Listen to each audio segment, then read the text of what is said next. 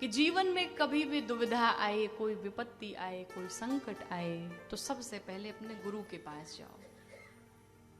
अगर गुरु नहीं है तो अपने माता पिता के पास जाओ। माता पिता भी नहीं है, उनसे भी जो बुजुर्ग हो आपके जीवन में, उनके पास जाओ। और अगर कोई नहीं है तो फिर शास्त्र का सहारा लो। अगर हम उपनिषदों की बात करें, जब 10वीं शताब्दी के बाद हमारे देश पर आक्रमण शुरू हुए, गौरी गजनी अनेकों आए, आक्रमण किया, और यही सिचुएशन रहा कि कभी हम जीते, कभी वो जीते, कभी हम हारे, कभी वो हारे। हमारे ग्रंथों को जलाया गया, हमारे पुराणों से खिलवाड़ किया गया। तो उस समय जो गुरुजन थे हमारे, जो गुरुकुल चलता था, उस समय उन गुरुजनों ने कहा कोई बात नहीं, तुम हमारे वेदों को जला दो, तुम हमारे पुराणों को जला दो, मुझे कोई प्रॉब्लम नहीं। क्यों? उन्होंने उपाय निकाल लिया था। और उपाय क्या निकाला था? गुरुकुल में जितने विद्यार्थी पढ़ते थे और विद्या प्राप्त करके जब वो वापस जाने लगते थे, तो उन बच्चों से कहा, अगर हमें गुरु दक्षिणा में कुछ देना चाहते हो तो हम कुछ मांगे?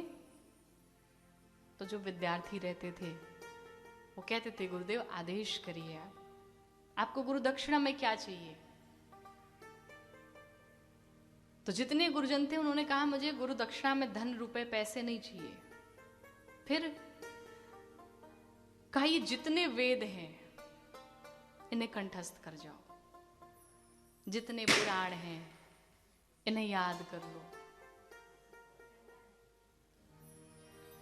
और जो हर क्लास में ब्रिलियंट बच्चे होते हैं, तो जो सबसे ज्यादा माइंडेड होते थे उन बच्चों को लाते थे और कहते थे कि इतना तुम्हें याद करके कंठस्थ कर लेना है, इतना तुम्हें याद करके कंठस्थ कर लेना है।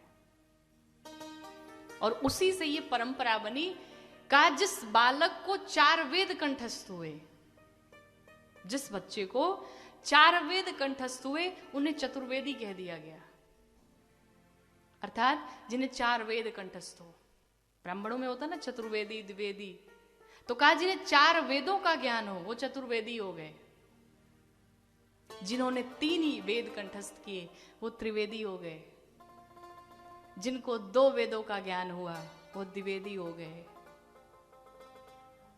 और कहा जिनको सब मिक्स रहा, पुराण भी याद हुए, शास्त्र भी जितने थे, वेद भी कंठस्थ हुए, अर्थात जिन्होंने मिश्रित ज्ञान प्राप्त किया उन्हें मिश्रा कह दिया गया। इन्हें सब पता है। और कहा जिसने गुरुकुल में आकर के शिक्षा ली, बैठ करके उपनिषदों का ज्ञान लिया, उन्हें उपाध्याय कहा गया। और इस प्रकार से हमारे जितने वेद पुराण थे सबको कंठस्थ कराया गया।